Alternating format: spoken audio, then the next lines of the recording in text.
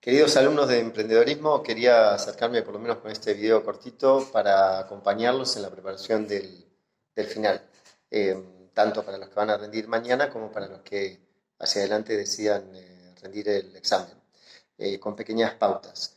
En primer lugar, el contenido del final son las preguntas y respuestas que están en la última clase, son las 28 preguntas y respuestas, que a su vez les cuento se correlacionan con el texto Desarrollo Emprendedor que desde la página 45 a la página 61, incluyendo de la 62 el cuadro que habla de nichos de mercado.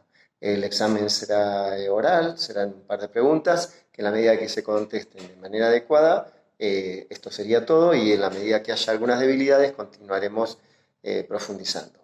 Si quieren hacer un pequeño punteo de alguna de las preguntas, no todas seguramente. Vieron que comenzamos con lo que es punto de equilibrio. El punto de equilibrio es aquel volumen de ventas en el cual el ingreso se iguala a los costos.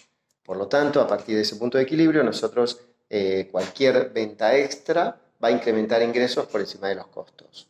Los primeros tiempos para un emprendimiento van a ser de tensión porque va a tener cierta debilidad, porque recién se está iniciando el emprendimiento y va a estar por debajo del punto de equilibrio. Por tanto, llegar al punto de equilibrio es una situación de tensión donde el fundador y sus colaboradores claves deben estar muy advertidos, y sobre todo ahí se propone la estrategia de priorizar lo que son la temática esencial del emprendedorismo respecto de cualquier otra actitud. Luego, en el punto 4, establecemos cuáles son los desafíos que debe enfrentar el emprendedor en esta puesta en marcha. Si ustedes miran cómo está escrito, está establecido de manera puntual. Es decir, por ejemplo, yo puedo consultar, enumere 2 o 3 desafíos que debe enfrentar el emprendedor durante la etapa puesta en marcha. Entonces, si ustedes miran lo que ahí está, tenés 1, definir adecuadamente el producto o servicio. 2, mantenerse dentro del negocio o actividad principal. 3, gestionar adecuadamente el capital inicial. Por tanto, cuando yo le digo enumere, tanto en esta pregunta como en otras que son recurrentes y tienen la misma metodología, ustedes simplemente las enumeran tal cual están, o las enumeran y les puedo consultar, bueno, expliquen alguna en particular.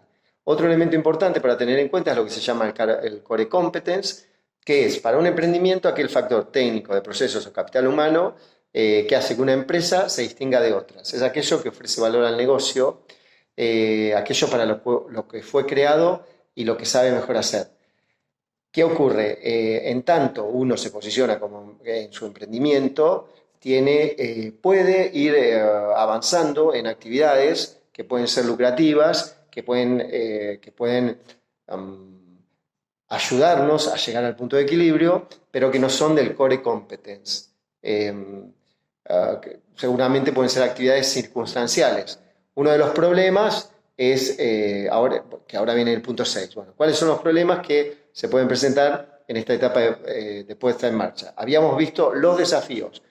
Los problemas, para que tengan una mnemotecnia, los problemas en general son la inversa, o sea, son los desafíos no logrados que se convierten en problemas. Entonces ahí tenemos 1, entonces puedo consultar, bueno, enumere cuáles son los problemas, enumere 2 o 3 problemas dentro de los 6, 7, 8 problemas que hay, y entonces usted está escrito: 1, fallas o demoras en la definición de producto o servicio; 2, dificultades para cerrar ventas o cuentas de referencia; 3, nivel de ventas insuficiente. Digamos, en la medida que ustedes utilicen las palabras adecuadas para expresarlo, será dado como válido el examen, y me pareció conveniente y sencillo para facilitarles a ustedes el estudio, establecer los contenidos en preguntas y en respuestas. ¿Por qué el 7? ¿Por qué es importante calcular y planificar el punto de equilibrio? Bueno, esto tiene que ver con no quedarnos sin financiamiento antes de llegar al punto de equilibrio. Entonces, al analizar cuándo llegaremos al punto de equilibrio, nosotros vamos a poder prever cuánto financiamiento necesitamos para no tener que entrar en insolvencia y tener que recurrir nuevamente de manera imprevista a los inversores, mostrando una situación de falta de planificación. En el punto de equilibrio, entonces, hasta llegar, o sea, en el periodo previo al punto de equilibrio, actividades fundamentales son estos: una gestión del capital inicial, así como la confianza y la relación con los inversores. ¿Por qué es común cometer errores en este periodo? Porque tanto las reglas, los procedimientos y las metodologías se van dando con la marcha y se van ajustando con la marcha. Así que necesitaremos transitar los desaciertos y los errores para poder ir ajustándolos. Entonces es un periodo donde los errores están a la luz del día. Entonces es muy importante, como pregunta en el punto 10, obtener el compromiso de los colaboradores por estas situaciones que se dan en las situaciones previas y que nos dejan en una situación de debilidad. En el punto 11, cuando habla del liderazgo acaparador, o sea, como ya hemos visto, es importante el liderazgo, sobre todo el fundador dentro de los emprendimientos, pero un liderazgo acaparador sería aquel negativo que por razones de temor a que lo desplacen o por otras razones, el fundador no tenga la capacidad de delegar de manera adecuada y esto obstaculice la continuidad de buenos colaboradores que seguramente a la medida que no se les da lugar se retiran.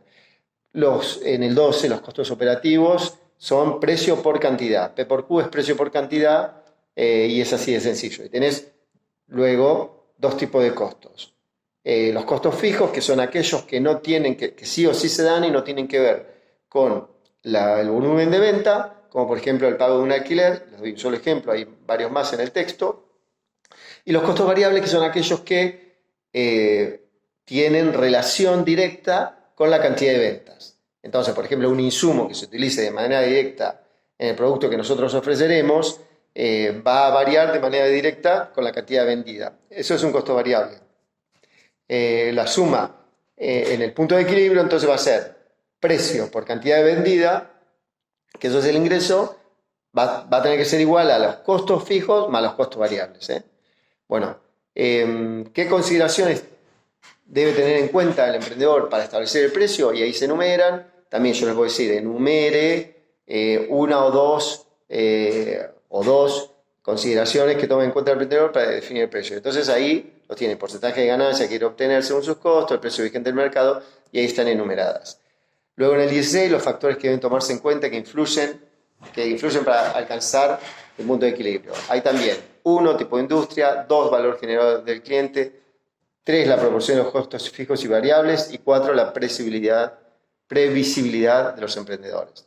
En el tipo 17 nos muestra cómo los diferentes tipos de industria influyen en la llegada al punto de equilibrio. Es decir, como la llegada al punto de equilibrio tiene que ver con los costos fijos, en la medida que nosotros tenemos costos fijos muy elevados, vamos a demorar más en llegar a un punto de equilibrio.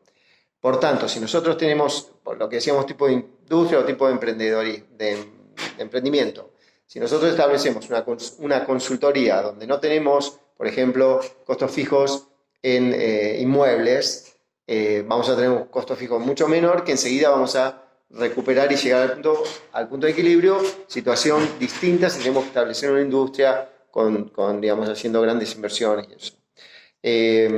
Luego, ¿por qué significa un signo de validación llegar al punto de fijo? Porque significa que el cliente está dispuesto a pagar ese valor ofrecido y es una validación entonces en el mercado el haber llegado al punto fijo donde, insisto, los ingresos igualan a los costos. Ahora, ¿llegar al punto fijo es necesario? Lo que pregunta el número 19, no. Si vos llegás al punto fijo y te mantienes ahí, sos un emprendimiento, sos un muerto viviente como emprendedor.